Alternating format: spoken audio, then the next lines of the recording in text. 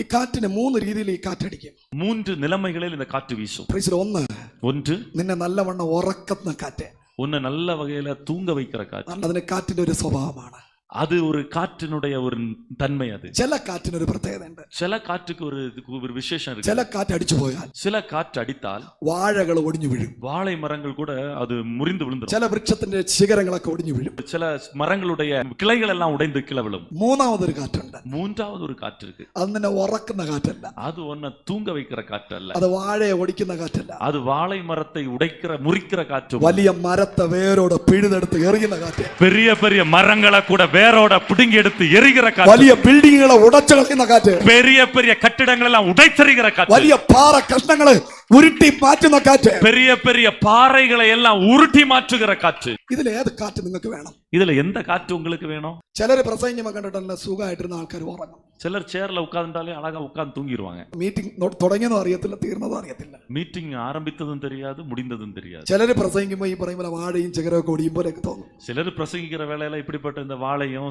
சில கிளைகள் எல்லாம் உடைஞ்சு கீழே விழுந்துரும். ചില അഭിഷേകം വെളിപ്പെട്ടാൽ, சில நேரங்களில் அபிஷேகம் வெளிப்படும் பொழுது നിനക്കെതിരെ നിൽക്കുന്ന, உனக்கு எதிராய் நிற்கிற സകല വലിയ വൃക്ഷങ്ങളെയും, பெரிய பெரிய மரங்களையும் വേരോട് നിന്റെ ഭാവിക്ക് വിരോധമായി, உன்னுடைய എതിർകാലத்துக்கு എതിരാக നിൽക്കുന്ന ശത്രുവിനെ, எதிராய் நிற்கிற சத்துருவை വേരോടെ പിഴുതെറിയുന്ന, வேரோட பிடுங்கி எறிகிற ഒരു കാറ്റായി நீ മാറപ്പോവുകയാണ്. நீ மாறப்போகிறாய். നിനക്കെതിരെ തടസ്സം നിൽക്കുന്ന, உனக்கு എതിരെ தடையாய் நிற்கிற സകല പാറകളെയും உருட்டி மாற்றுന്ന, உருட்டி போடுகிற ஒரு காற்றாய் நீ மாறப்போகிறாய். ഞാൻ നേരത്തെ പറഞ്ഞ, நான் முன்னமே சொன்னேன், ആ ഇളങ്കാറ്റ് അടിച്ചാൽ, அந்த மெல்லிய காற்று வீசினா നീ ആരെന്ന് ആർക്കും അറിയത്തില്ല. நீ யாருன்னு உனக்கு யாருக்குமே தெரியாது.